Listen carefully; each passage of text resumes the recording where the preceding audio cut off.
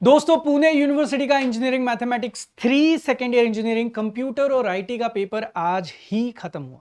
आपको पता है, बहुत सारे मैंने कॉन्सेप्ट वीडियोस ऑलरेडी यूट्यूब पे डाले थे रिगार्डिंग मैथमेटिक्स 3 ताकि आपको इस चीज का फायदा हो। और स्ट्रेटेजी वीडियो को तो आपका जिस तरीके से रिस्पॉन्स आया था, बहुत बहुत थैंक यू सो मच। मैंने स्ट्रेटेजी वीडियो में बोला था जिन लोगों ने कोर्स लिया उनको बस कोर्स ही करना था, कुछ अलग से नहीं करना था। तो आप देख सकते हो यार, ये है बच्चों के कुछ फीडबैक्स। अभी तो ये कंप्लीट फीडबैक्स नहीं है क्योंकि जैसे ही पेपर खत्म हुआ उसके बाद इन लोगों के ये फीडबैक्स आए हुए थे मुझे, मैंने इनको इकट्ठा करके रखा हुआ है। और आज मैं क्या करने वाला हूं, मैं आज आपको सोल्यूशन देने वाला हूं जो आपका आज यानी कि 16 मई 2024 को जो M3 का computer oblique IT oblique AIML का पेपर हुआ था, उस पूरे पेपर का ध्यान से पूरा का पूरा वीडियो देखो ताकि आपको पता चले आपको सच में कितने मार्क्स आए हैं। और दूसरी चीज यार, आलसी इंजीनियर का जो कोर्स है वो सच में लोगों को बहुत बहुत मददगार साबित हो रहा है। And thank you so much, मैं बहुत ग्रेटफुल हूं कि मेरी मेहनत पे आप लोग इतनी बार मुझे थैंक यू, बहुत दुआएं मिल रही है यार इस चीज के लिए। तो उसके लिए आप सबको दिल से धन्यवाद। चलिए शुरुआत करते हैं। सबसे पहले तो यार ये पूरा का पूरा पेपर जो है वो आपको देखना है। शुरू होता है MCQ के साथ। उसमें पहले 3 MCQ देखो क्या आए थे। अब बैकलॉग लगने का कोई चांस ही नहीं है, बस कितना स्कोर करना है ये सोच लो। 15 साल की मेहनत और 2 लाख से ज्यादा बच्चों के ट्रस्ट से बना ये आलसी इंजीनियर अपने premium curated and university wise updated courses लेके आ रहा है सिर्फ आपके लिए। जी हां, अब आपके इंजीनियरिंग के एग्जाम्स में ये आलसी इंजीनियर रहेगा हमेशा आपके साथ। जॉइन अस नाउ एट आलसी इंजीनियर। Thank you. पहला वाला MCQ था वो क्लियरली आपका था मोमेंट्स के टॉपिक पे। दूसरा MCQ था PDF यानी कि प्रोबेबिलिटी डेंसिटी फंक्शन के ऊपर। और तीसरा MCQ आया था सीकेंड मेथड पे। अब कुछ कुछ बहुत लॉजिकली आप डायरेक्ट आंसर्स निकाल सकते थे, मैं बता देता हूं कैसे। सबसे पहले तो यहाँ पे आपको μ1 dash μ2 dash μ3 dash μ4 dash already दिए गए थे। रादर μ1 डैश μ2 डैश और μ3 डैश ही दिए थे और आपको μ3 निकालना था। तो μ3 का एक स्टैंडर्ड फॉर्मूला है, फॉर्मूला यूज किया, वैल्यूज बस पुट करी और वैल्यूज पुट करते ही हमें यहाँ पे आंसर मिला। यानी कि पहले वाले का का जो आंसर आना चाहिए that was option number 1। Second sum, जहां पे आपको प्रोबेबिलिटी डेंसिटी फंक्शन में फॉर्मूला मैंने ऑलरेडी पहले भी बताया था और मैं वापस आपको बताऊंगा कि यहां पे हमें क्या बोला है, x is less than equal to 1 के लिए आंसर निकालना है। टेक्निकली रेंज फ्रॉम -2 से लेके 2 है यहां पे, लेकिन आपको ये रेंज -2 से लेके 1 पे कंट्रोल करनी होगी क्योंकि 1 तक के ही हमें पूछा। और जो भी f(x) है, जैसे कि यहाँ पे 1/4 है, आपको यहाँ पे पुट करना था। 1/4 बाहर आने के बाद dx का इंटीग्रेशन होता है x, upper limit lower limit substitute करोगे तो आपको आंसर आ जाएगा। Your answer is nothing but option 4। तीसरा, जहां पे सीकेंड मेथड ऑफिशियली यूज करनी थी तो बहुत मेहनत लग सकती थी आपको, लेकिन उन्होंने ऑलरेडी हमें बोला था कि जो रूट आता है ना वो किसके और किसके बीच में दोस्तों, 2.5 और 3 के बीच में। सच्ची बताना 2.5 और 3 के बीच में। अभी शायद ये क्लियर नहीं दिखाई दे रहा है, लेकिन अगर आप ओवरऑल ऑप्शन देखोगे तो सिर्फ और सिर्फ एक ही ऑप्शन था जो कि 2.5 और 3 के बीच में था। तो भाई ये तो सिर्फ और सिर्फ लॉजिकली भी आप करेक्ट आंसर दे सकते हो। फिर भी मैंने रेगुलरली जो सेकेंड मेथड का फॉर्मूला यूज होता है उस फॉर्मूला को यूज करके आपको आंसर देने की कोशिश करिए। द आंसर इज 2.7183 में। वापस बता रहा हूं, यहाँ पे ऑप्शन मुझे दिखाई दे रहे हैं 2.7183, 3 देन 2 एंड देन 0। 2 और 0 आने का तो कोई सवाल ही नहीं था। 3 जो है वो अपर बाउंड है, हमें 2.5 से लेके 3 के बीच की कोई भी वैल्यू लेनी थी तो वो एक ही थी, तो डायरेक्ट आपका आंसर बन रहा था यहाँ पे। नेक्स्ट, डी, ई और एफ, बचे हुए 3 सवाल जो है उसमें से डी वाला क्वेश्चन आया था लैग्रेंजेस के ऊपर। अब यहां पे लैग्रेंजेस वाला भी आपको पूरा लैग्रेंजेस का फॉर्मूला यूज नहीं किया तो भी चल सकता था, क्योंकि पूछा क्या था उन्होंने, dy/dx हम लोगों को पूछा था। तो भाई मैं बता रहा हूं, आप टेबल को ऑब्जर्व करते तो आपको समझ में आया होगा x की वैल्यू 0 और 1 है, लेकिन y देखो, y यहाँ पे -4 और -4, इसका मतलब है y इज नॉट चेंजिंग। इसका मतलब y कांस्टेंट।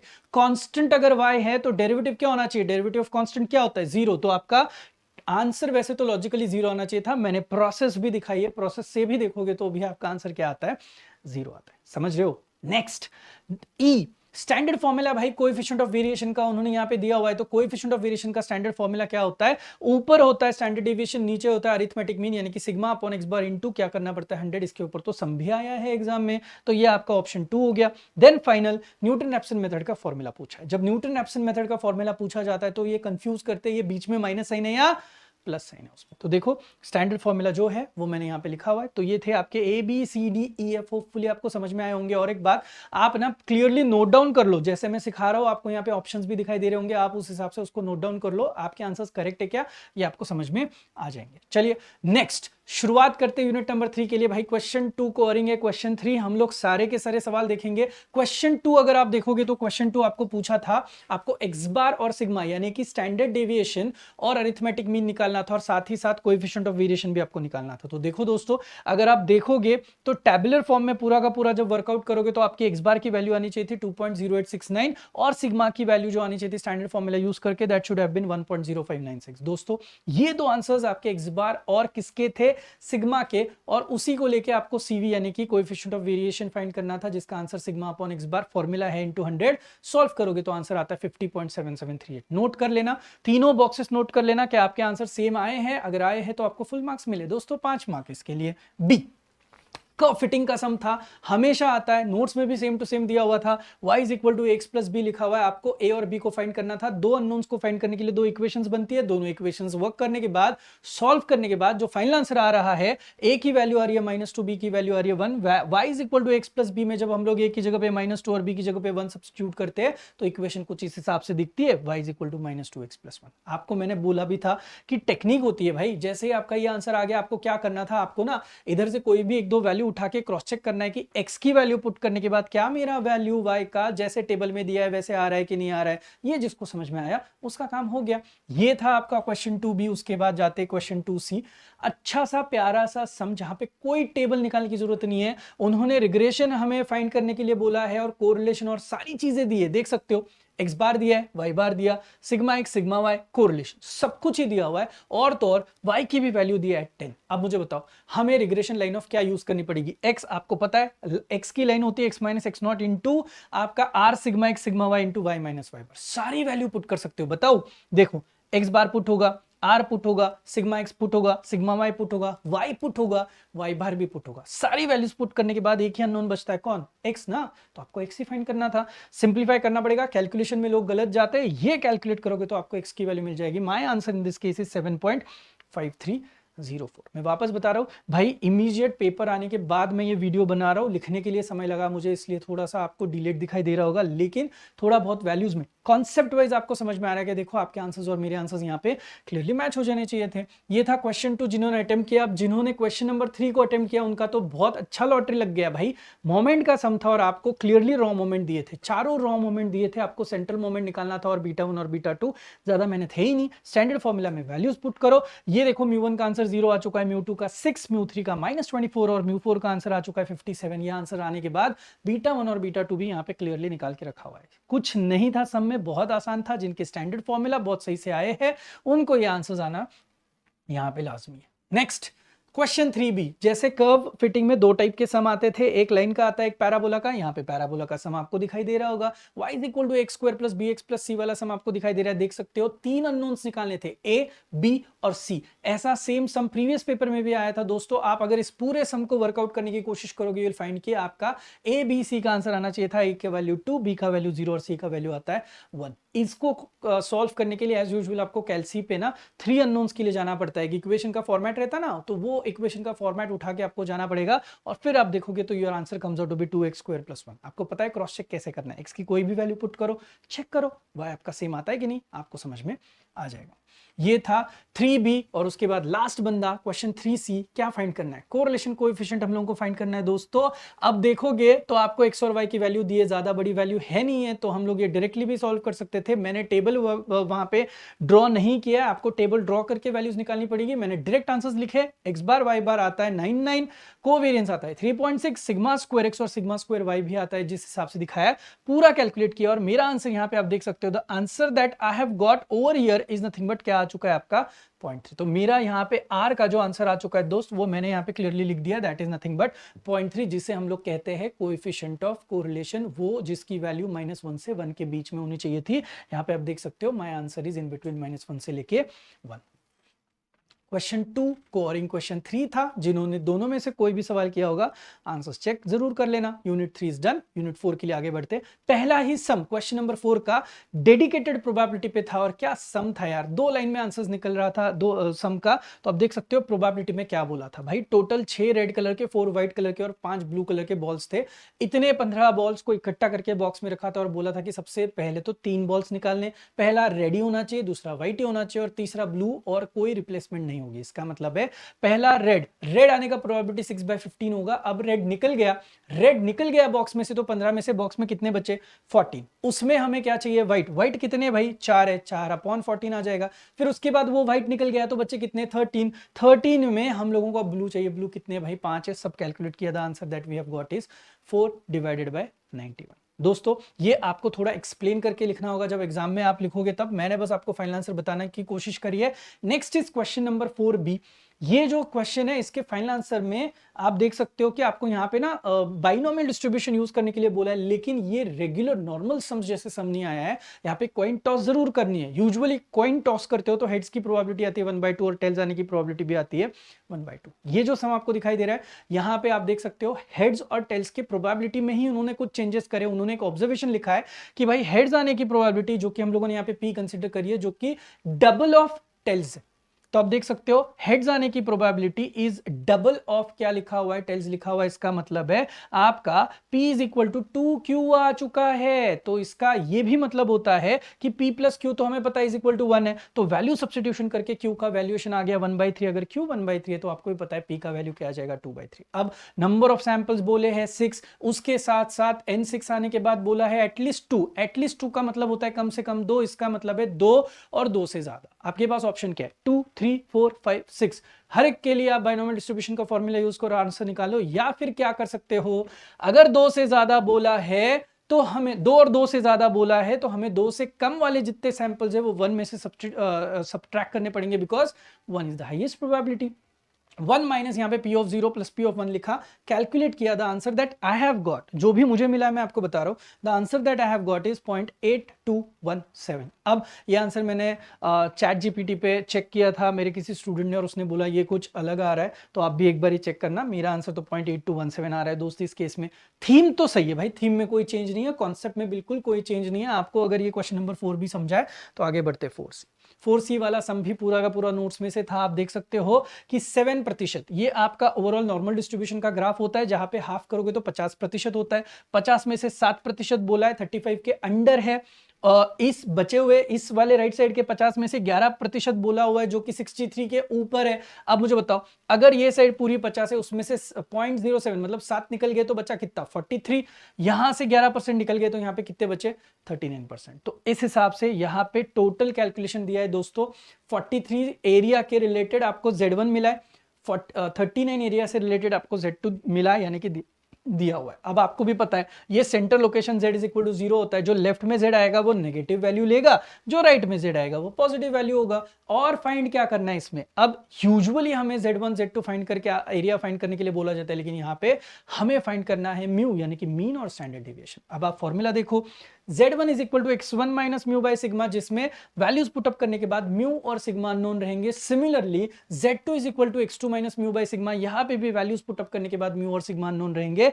अब म्यू और सिग्मा अननोन दो इक्वेशंस में, 2 इक्वेशंस 2 अननोन्स का एलसी पे सॉल्व किया, अप्रॉक्सीमेट आंसर जो आएगा वो आएगा म्यू का 50.3 और सिग्मा का आएगा 10.33 के हिसाब से। आई एम श्योर आपको सारी चीजें समझ में आ रही है। अब जिन्होंने क्वेश्चन 4 किया था उनका एबीसी रेडी हो गया। अब जाते 5 के लिए। 5 में दिया क्या है, ये मिसप्रिंट वाला सम, सेम टू सेम नोट्स में क्या बोला था, एवरेज दिया है। एवरेज मतलब Z होता है आपके पॉइजंस में, तो Z इज इक्वल टू 1.5 हो गया। और साथ में क्या बोला है भाई, यहां पे हमें मोर देन 1 बोला है। बहुत बारी मोर देन 1 का मतलब लोगों को पता नहीं चलता है। मोर देन 1 यानी कि एक से ज्यादा, एक नहीं चाहिए, एक से ज्यादा ही चाहिए, यानी कि 2, 3, 4, 5 कहां तक जाओगे, कंट्रोल ही नहीं है, एन नहीं पता। तो आपको क्या करना है भाई, एक से ज्यादा चाहिए। इसका मतलब कौन कौन नहीं चाहिए, 0 और 1 नहीं चाहिए। तो 0 और 1 को हम लोगों ने 1 मतलब हाईएस्ट प्रोबेबिलिटी में से सब्ट्रैक्ट किया हुआ है। तो सिंपल है कि नहीं। तो इसको सब्ट्रैक्ट करने के बाद यहां पे कुछ मेरा आंसर आया, देख सकते हो, e raise to minus 1.5, 1.5 raise to 0 upon 0 factorial, e raise to minus z, z raise to r upon r factorial के हिसाब से यहाँ पे फॉर्मूला लिखा हुआ है। अब ये पूरा कैलकुलेट किया तो यहाँ पे आप देख सकते हो जो आंसर आया दैट वाज 0.4421, जिसको मल्टीप्लाई किया गया है 900 से, बिकॉज बुक जो थी वो 900 पेजेस की। ये पूरा कैलकुलेट करके the answer that we have got is nothing but 397 point something, जिसको अप्रोक्सीमेट आप 398 या फिर 397 कुछ भी लिख सकते हो। Understood this. 5B के बाद 5A के बाद अब आगे बढ़ते 5B के लिए। सिंपल डायग्राम के हिसाब से बताता हूँ, दिस इज योर म्यू यानी कि mean value, left hand side में 3.12 आता है, राइट हैंड साइड में 3.2 आता है। उनका कहना है जो स्क्रू है उसकी साइज इसके और इसके बीच में होनी चाहिए। तो पता है आपको ये जो दो अपने को रीजन मिले इनका बस अपने को क्या करना है, एडिशन करना है। सो टेक्निकली ये जो दो एरिया जैसे कि मैंने बोला था सब में दिया ही जाता है, इन दो एरिया को फाइनल ऐड करोगे तो डायरेक्टली आपका ओरली तो वैसे भी आंसर आ रहा था, उसको आपको 200 से मल्टीप्लाई करना है बिकॉज नंबर ऑफ स्क्रूज कितने हैं तो 200 है, ये हिसाब से ये कैलकुलेशन जाता है। पूछोगे सर इसको लिखना कैसे, इसीलिए मैंने इसको डिटेल में लिखा हुआ है। पहले अच्छे बच्चों की तरह Z1 निकाला, फिर Z2 निकाला, फिर Z1 का करस्पॉन्डिंग एरिया दिया हुआ है, Z2 का करस्पॉन्डिंग एरिया दिया हुआ है, फिर जाके इसको सॉल्व किया। मैं वापस बता रहा हूं, ये जो आई एम श्योर ये आप वीडियो तभी देख रहे हो जब आपने अच्छे से पढ़ाई करी है, करेक्ट है ना। सो ये 5B हो गया, लास्ट इज 5C। 5C तो बहुत प्यारा सम था, लेकिन ना जो पेपर आया था उसमें मुझे लगता है एक गलती है, उन्होंने जो पेपर में दिया था, अब ये जो सम मैंने लिखा हुआ है that is expected frequency number of customer और ऑब्जर्व। अब यहां पे जो पेपर में दिया है ऑब्जर्व की जगह पे गलती से एक्सपेक्टेड हो गया है, तो इस केस में आपको करेक्शन है पेपर की तरफ से, क्योंकि ऑब्जर्व फ्रीक्वेंसी ये है, तभी जाके एक्सपेक्टेड फ्रीक्वेंसी जो है वो आपकी नॉर्मल डिस्ट्रीब्यूशन के हिसाब से क्या आनी चाहिए थी, 200 200 200 और 200 आनी चाहिए थी। तो इसका मतलब ये है कि इस सम में थोड़ा सा करेक्शन है, पेपर में जो फाइनल पेपर आया था उसमें एज यूजुअल इसको सॉल्व किया, सॉल्व करने के बाद जो आंसर आया हुआ है तो ये आ चुका है अपना 34। अब मुझे बताओ ये आपका काई स्क्वायर का आंसर 34 जो है, ये जो आपको दिया गया आंसर है दैट आंसर के साथ 7.815 से बहुत ज्यादा बड़ा है। इसका मतलब है जब 34 आपका बहुत बड़ा वैल्यू आता है तो जो नल हाइपोथेसिस होता है वो रिजेक्ट हो जाता है। अब नल हाइपोथेसिस रिजेक्ट होना इसका मतलब है कस्टमर जो है यहाँ पे नॉर्मली डिस्ट्रीब्यूटेड नहीं है, इक्वली डिस्ट्रीब्यूटेड नहीं है। ये चीज आपको यहां से क्लियरली समझ में आती है। तो आई एम श्योर सम आपको समझ में आया होगा किस तरीके से दिया हुआ है। सम को आप देख सकते हो कि यहाँ पे क्लियरली लिखा हुआ है कि इस हिसाब से ये सारी चीजें जो है वो वर्कआउट होगी। Okay done. Next question number 4 को ओरिंग था 5, इसका मतलब है यूनिट 4 अब क्लियर हो चुका है। आगे बढ़ते यूनिट नंबर 5 के लिए। यूनिट नंबर 5 में आपको बहुत ज्यादा कैलकुलेशंस करने हैं। सबसे पहले तो देखो क्वेश्चन 6 में क्या क्या पूछा है। ए में बाइसेक्शन है, बी में न्यूटन रैप्सन है और सी में गॉस सीडल है। यही मैंने मेथड आपको दिया था, यही स्ट्रेटेजी मैंने बोला था कि ये सवाल आप अटेम्प्ट कर सकते हो। बाइसेक्शन में 5 इटरेशंस करने थे, जो इक्वेशन दिए वो पॉलिनोमियल दिए, कैल्सी पे डायरेक्टली डिग्री 3 का आंसर निकल सकता है, अप्रोक्सीमेटली आना चाहिए 2.70652। कैल्सी नहीं यूज करना है, ये आंसर मैंने कैल्सी से निकाला है, आपको 5 इटरेशंस करके दिखाना था। अप्रोक्सीमेटली 2.71 के आसपास कुछ आपका 5वां इटरेशन आके रुकता है। सेम चीज फॉलो करनी थी न्यूटन रैप्सन के लिए, ये तो आपको सिर्फ 4 इटरेशन के लिए बोला था। अगेन पॉलिनोमियल, कैल्सी पे वैल्यू डालोगे डिग्री 3 के लिए तो आपको रूट मिल जाएगा। Your answer should have been approximately 1.600 के आसपास। 19-20 चलता है, कोई प्रॉब्लम नहीं है, बट 4 इटरेशंस आपको करने होंगे। Next Gauss Seidel method. Gauss Seidel method में अगर आप यहाँ पे सम देखोगे तो यूल फाइंड कि गॉस सीडल मेथड में यहाँ पे आपको कुछ पार्शियल पिवोटिंग करने की जरूरत नहीं है, आपके डायगोनल एलिमेंट ऑलरेडी स्ट्रॉन्ग आ चुके हैं। इसमें गॉस सीडल मेथड में आपको सॉल्विंग करते करते जब आप जाओगे तो आपको धीरे धीरे समझ में आएगा, हार्डली सेकेंड या थर्ड इटरेशन में आपको समझ में आ जाएगा x1 का वैल्यू 1 आता है, x2 का 2 और x3 का 3 आता है। तो भाई मुझे पर्सनली लगता है आप सब लोगों ने क्वेश्चन 6 अटेम्प्ट किया होगा। रीजन बताता हूं, क्वेश्चन 6 का सब कुछ मैंने स्ट्रेटेजी वाइज बोला था वैसे आया था, लेकिन क्वेश्चन 7 में थोड़ी सी गड़बड़ी क्या हुई मैं बताता हूं। पहला सवाल जो अब तक एग्जाम में कभी नहीं आया था कंप्यूटर ब्रांच को, वो आया, यानी कि शॉल्स्की मेथड। आप देख सकते हो ये शॉल्स्की की मेथड थी। अब बोलोगे सर ऐसे कैसे हो गया अचानक, तो भाई मैंने बोला था कि ये अब तक नहीं आया है एग्जाम में, तो ये एग्जाम में अब अगर आया है तो मेरे नोट्स में ऑलरेडी दिया गया था। तो अगर आप कोर्स वाले बच्चे अगर नोट्स में देखोगे तो भाई पहला ही सम यही था, same, not even a single value changed.